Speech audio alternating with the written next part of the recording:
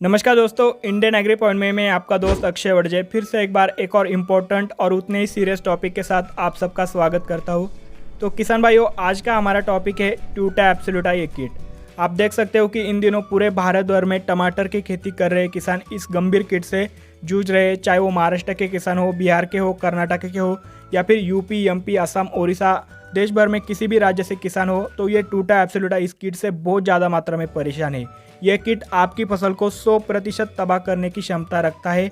तो इसी वजह से मोस्ट ऑफ द किसान भाई जो कि अपनी प्लॉट में, अपनी फसल में इसे कंट्रोल नहीं कर पाए, तो उन्होंने अपना प्लॉट तक छोड़ दिया है। तो इतनी बुरी वहाँ पे सिचुएशन हो गई है, क्योंकि भाई दूसरा कोई ऑप्शन ही नहीं रहता। एक बार उसे शुरुआती अवस्था में कंट्रोल ना किया जाए तो कंट्रोल कर पाना बहुत ही मुश्किल बन जाता है। ना सिर्फ टमाटर की फसल बल्कि बैंगन, मिर्च, शिमला मिर्च, आलू, शकरकंद जैसी और भी फसलें जो टूटा एब्सोल्यूटा से प्रभावित है, लेकिन टमाटर की फसल में ये ज़्यादा आपको दिक्कत लाता है। तो ऐसे में देश भर से जितने भी किसान भाई हमसे अलग अलग माध्यमों से जुड़े हैं, वो कमेंट्स कर रहे हैं कि भाई इसे कैसे कंट्रोल करें, कौन सी दवाई यूज़ करें, कौन से कॉम्बिनेशन यूज़ करें। प्लॉट में 20% अटैक है, 40% अटैक है, 50% अटैक है, तो उससे स्प्रेड होने से बचाने के लिए कौन सी दवाई का यूज़ करें, प्लीज़ जल्दी से जल्दी रिप्लाई दीजिए। तो दोस्तों, ऐसी सिचुएशन में मुझे जितना पॉसिबल हो सकता था उतना जल्दी मैंने रिप्लाई भी दे दिया, लेकिन कमेंट की संख्या ज़्यादा होने के कारण दोस्तों, मैं भी एक इंसान हूँ, मुझे उतना पॉसिबल नहीं हो पा रहा था। तो मुझे लगा कि भाई ये गंभीर समस्या है, आपकी इतनी कमेंट भी आ रही है,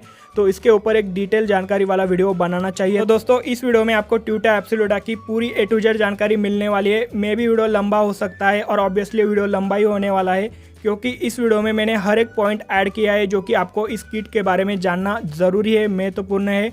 और मुझे ऐसा लगता है कि भाई ऐसे क्रिटिकल टॉपिक के ऊपर आपको पूरी डिटेल जानकारी होना बहुत ज़रूरी है, ताकि आप अच्छी तरीके से उसे टैकल कर पाओ।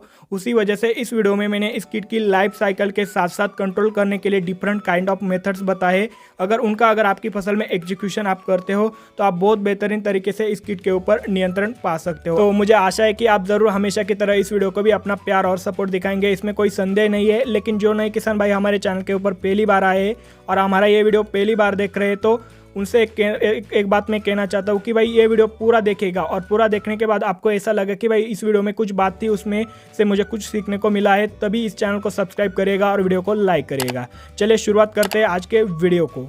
तो दोस्तों, सबसे पहले टूटा एब्सोल्यूटा के हिस्ट्री के ऊपर एक नज़र डालते हैं, यानी कहाँ से आया, कब आया, कौन सी कंट्री में इसका ओरिजिन हुआ है। तो दोस्तों, टूटा एब्सोल्यूटा ये किट सबसे पहले 2006 में साउथ अमेरिका यानी दक्षिण अमेरिका में पेरू नामक एक कंट्री है उसमें देखा गया था। बाद में इसका फैलाव उसकी नज़दीकी कंट्री में हुआ और ऐसे फैलाव होते होते होते यूरोप, अफ्रीका, एशिया में भी ये पहुंच गया। और आज की स्थिति की बात करें तो पूरे विश्व में इसका फैलाव हो चुका है। और हमारे भारत देश में सबसे पहले अक्टूबर 2014 में ICAR के 2 साइंटिस्ट के द्वारा महाराष्ट्र राज्य में पुणे जिला है, उसमें पॉली हाउस में एक पॉली हाउस था, उसमें देखा गया था।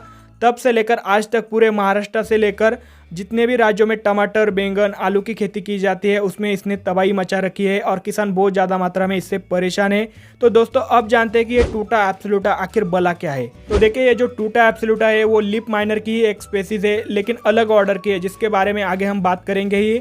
आपको लिप माइनर के बारे में तो पता है, लिप यानी पत्ती और माइनर यानी सुरंग करने वाला, मतलब पत्तियों के अंदर सुरंग करने वाला कीट होता है लिप माइनर। तो टूटा एब्सोल्यूटा भी एक लिप माइनर ही है, जो पत्तियों के अंदर से मेसोफिल टिश्यू यानी क्लोरोफिल वगैरह होता है, वो खाने का काम करता है और वहाँ पे सुरंग बनाने के काम करता है, जिसकी वजह से पत्तियों के ऊपर टेढ़े मेढ़े आकार के सफ़ेद लाइनिंग आपको देखने को मिल जाती है।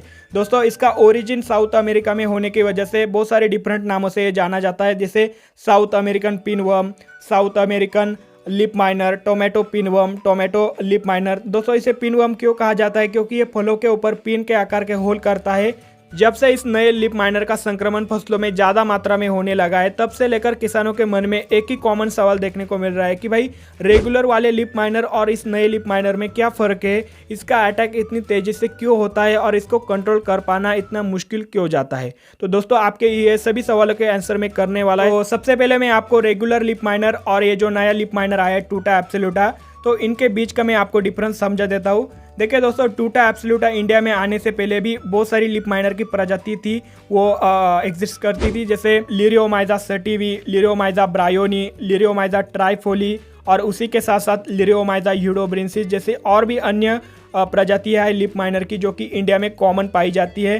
वो हर एक फसल में आपको देखने को मिल जाती है, लेकिन उसके ऊपर अच्छी तरीके से कंट्रोल भी किया जा सकता है। लेकिन ये जो नया टूटा एब्सोल्यूटा लीफ माइनर है उसे उतनी आसानी से कंट्रोल नहीं किया जा सकता, क्योंकि अभी अभी मैंने आपको जो स्पेसीज बताई लीफ माइनर की जो कि इंडिया में कॉमन है वो सब डिप्टेरा ऑर्डर की है। देखिए आप स्क्रीन के ऊपर उनकी टॉक्सोनॉमी देख सकते हो, उनमें कॉमन है कि देखिए उनकी ऑर्डर सेम है, डिप्टेरा डिप्टेरा डिप्टेरा और डिप्टेरा, ये सब ऑर्डर इसकी सेम है।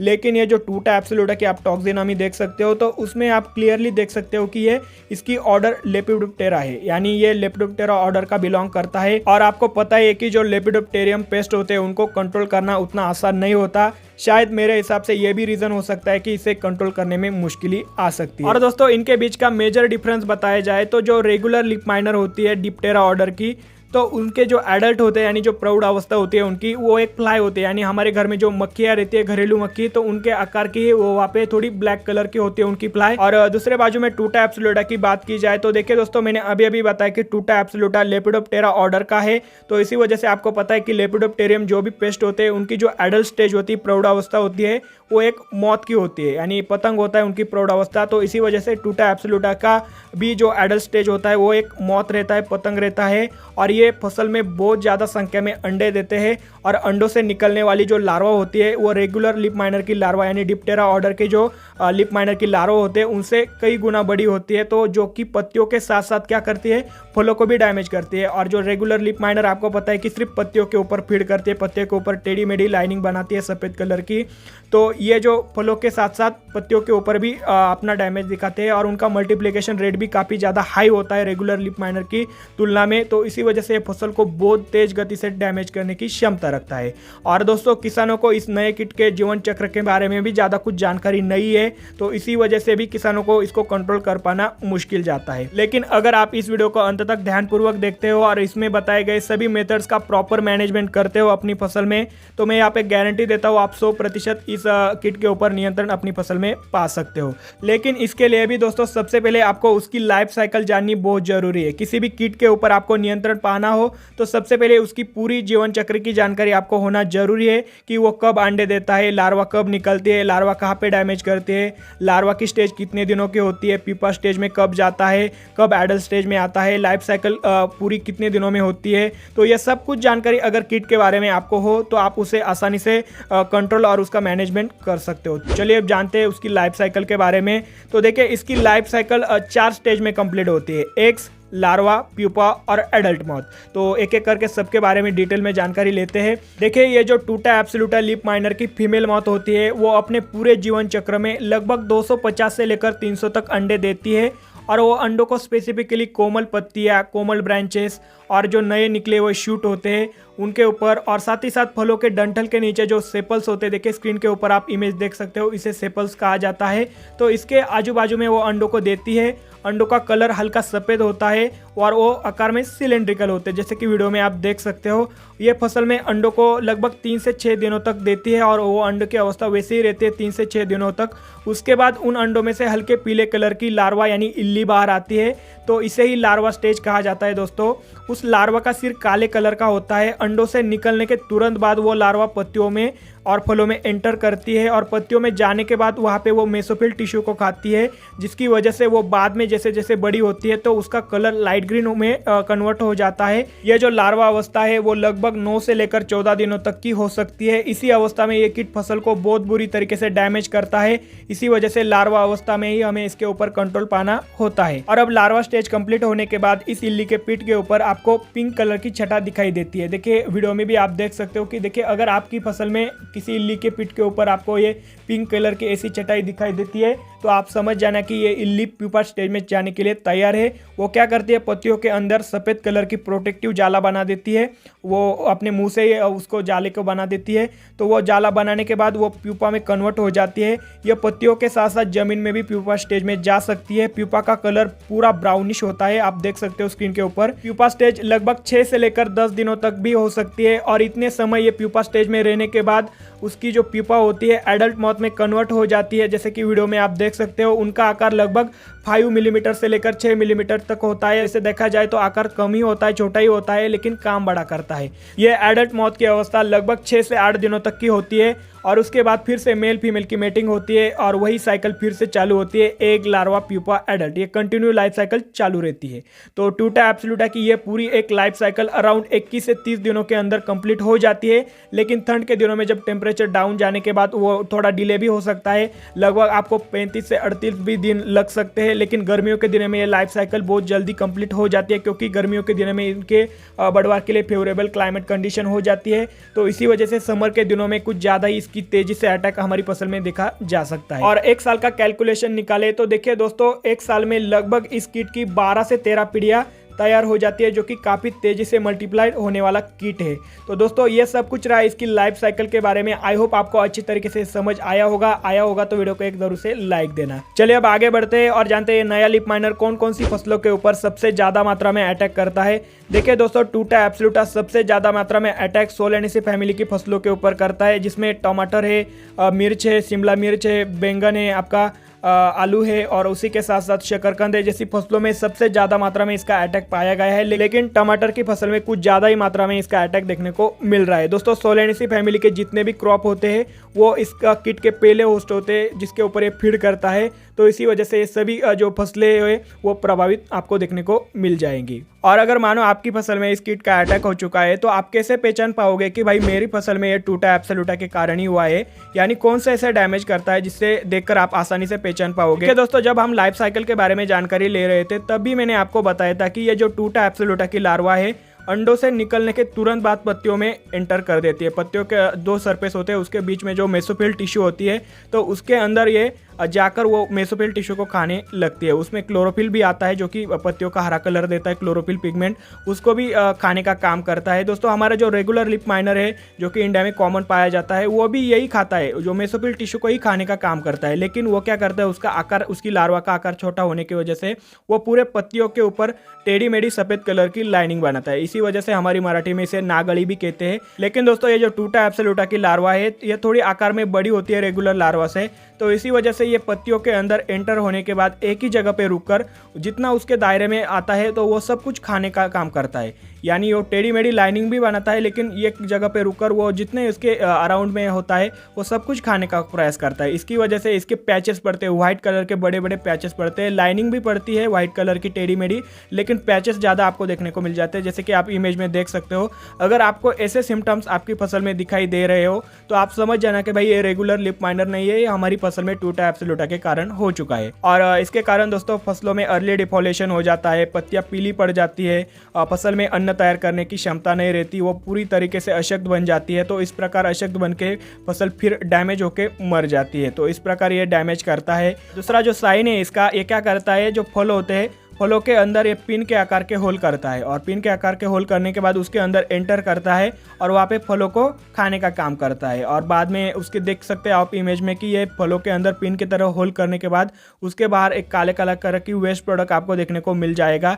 अगर आपको ऐसा दिखा डंठल के एग्जैक्ट नीचे तो आप समझ जाना कि भाई ये भी टूटा एब्सोल्यूटा के कारण ही हुआ है। दोस्तों ये जो टूटा एब्सोल्यूटा फलों के ऊपर पिन के आकार के होल करता है, इसके कारण ये सेकेंडरी पैथोजन को भी इन्विटेशन देता है। वो कैसे, देखिए अगर सेकेंडरी जो पैथोजन होते हैं उनको अगर बना बनाया होल मिल जाए तो वो उसके अंदर आसानी से एंटर कर जाते हैं। तो ऐसे में टमाटर जैसी फसलों में टूटा एब्सोल्यूटा के लार्वा के द्वारा जो पिन के आकार के होल किए जाते हैं उसमें सबसे ज़्यादा जो फ्रूट रॉट की फंगस होती है वो इस पे अटैक करती है और फलों को सड़ाने का काम करती है, जिसके कारण हमारी फसल में फ्रूट रॉट की भी समस्या देखने को मिल जाती है। तो इस प्रकार टूटा एब्सोल्यूटा हमारी फसल में डैमेज करता है।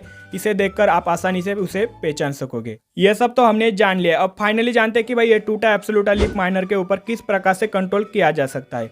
तो उससे पहले आपको एक बात कहना चाहता हूँ। देखिए दोस्तों, ये जो टूटा एब्सोल्यूटा लीफ माइनर है वो उसमें बहुत बेहतरीन तरीके से रेजिस्टेंस डेवलप है। तो इसी वजह से कोई पर्टिकुलर मेथड से ये कंट्रोल नहीं होने वाला है। तो इसके लिए आपको इंटीग्रेटेड पेस्ट मैनेजमेंट का सहारा लेना पड़ेगा, यानी आपको अलग अलग मेथड्स का यूज करना पड़ेगा इसको कंट्रोल करने के लिए, तब जाके ये अच्छी तरीके से कंट्रोल हो पाएगा। तो दोस्तों सबसे पहले हम प्रिवेंटिव मेजर्स की बात करते हैं, यानी हम ऐसी कौन कौन सी प्रैक्टिसेस हमारी फसल में कर सकते हैं जिसके कारण हम इस कीट को हमारी फसल में आने से ही रोक दें।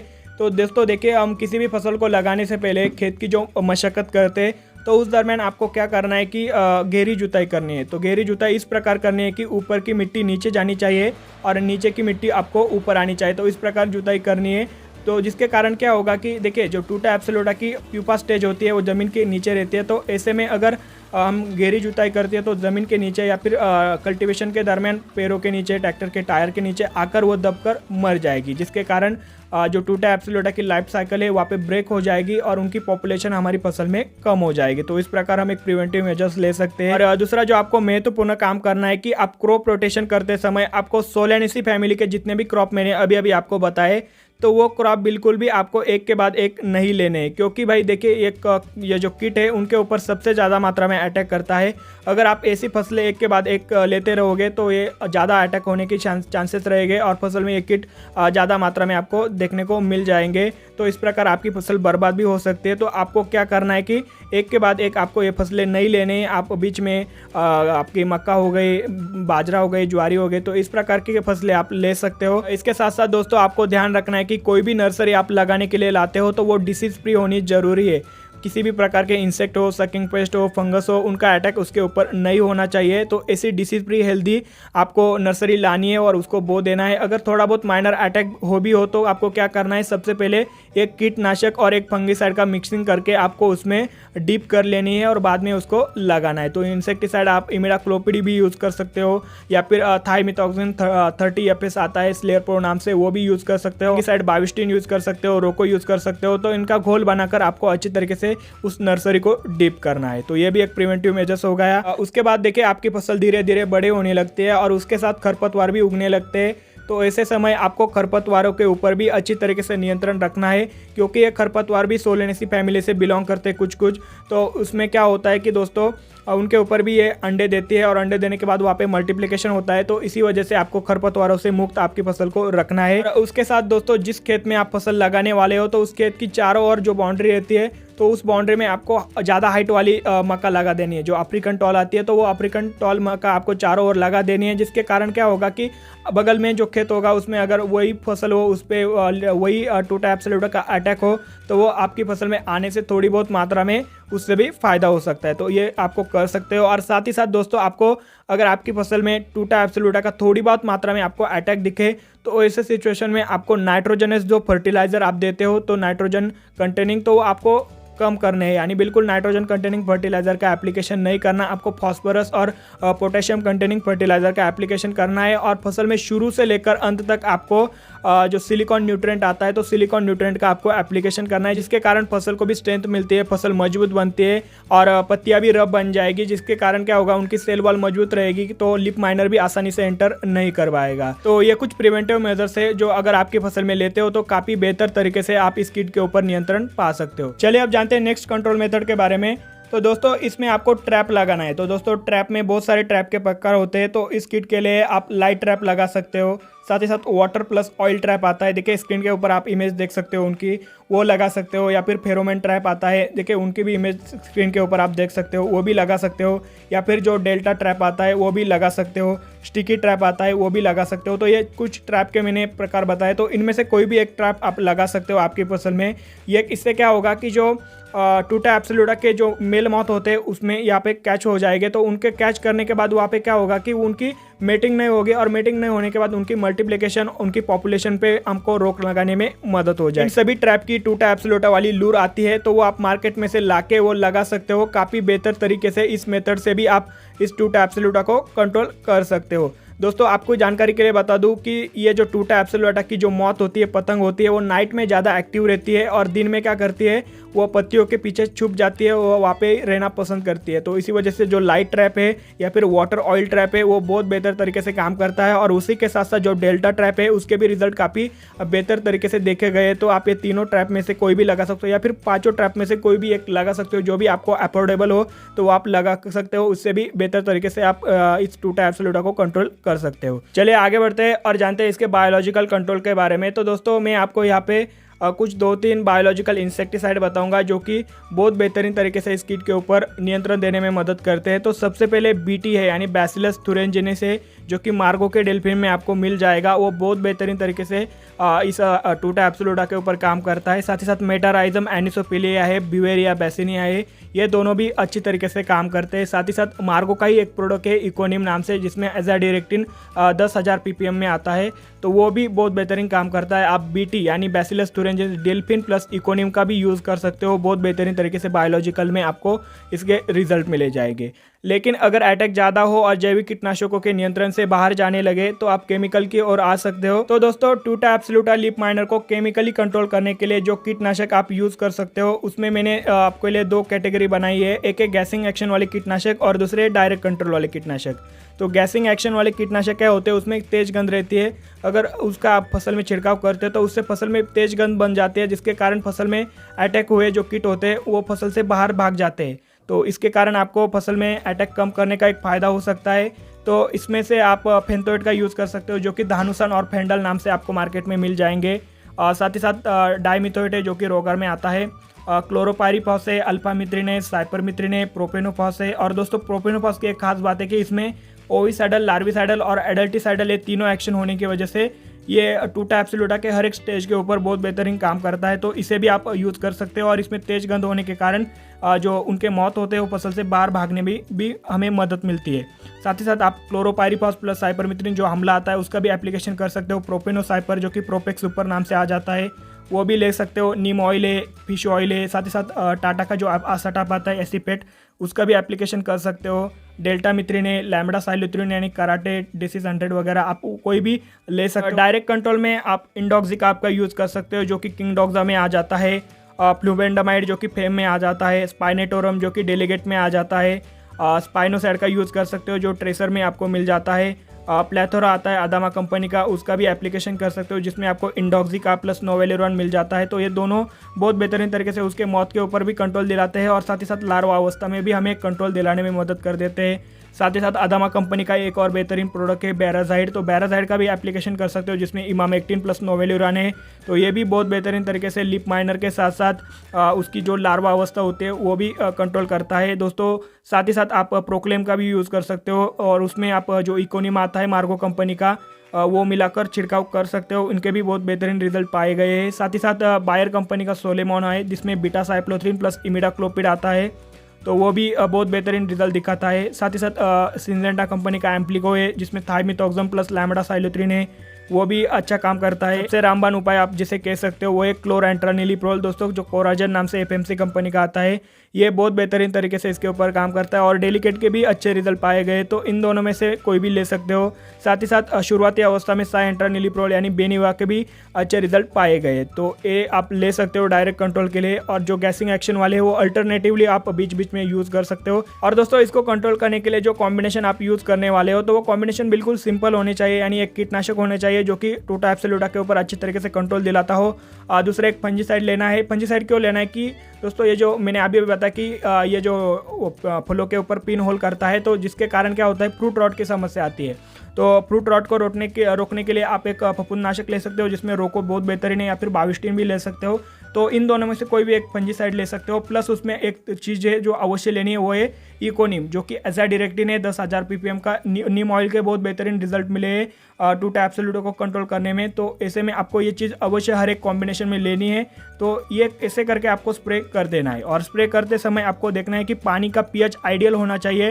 पीएच मेंटेन करने के बाद ही आपको स्प्रे करना है और आपको सुबह जल्दी या फिर शाम के टाइम में करना चाहिए। तो दोस्तों ये सब आप मैनेजमेंट कर लेते हो तो काफ़ी अच्छी तरीके से आप टूटा एब्सोल्यूटा किट के ऊपर नियंत्रण पा सकते हो। तो आज के लिए बस इतना ही दोस्तों। कैसी लगी ये पूरी जानकारी? आई होप दोस्तों आपको अच्छी लगी हो। तो वीडियो को लाइक करना, चैनल को सब्सक्राइब करना और ज़्यादा से ज़्यादा किसान साथियों तक वीडियो शेयर करना। तो मिलते हैं आगे से इंफॉर्मेटिव के साथ, तब तक के लिए जय जवान जय किसान, धन्यवाद।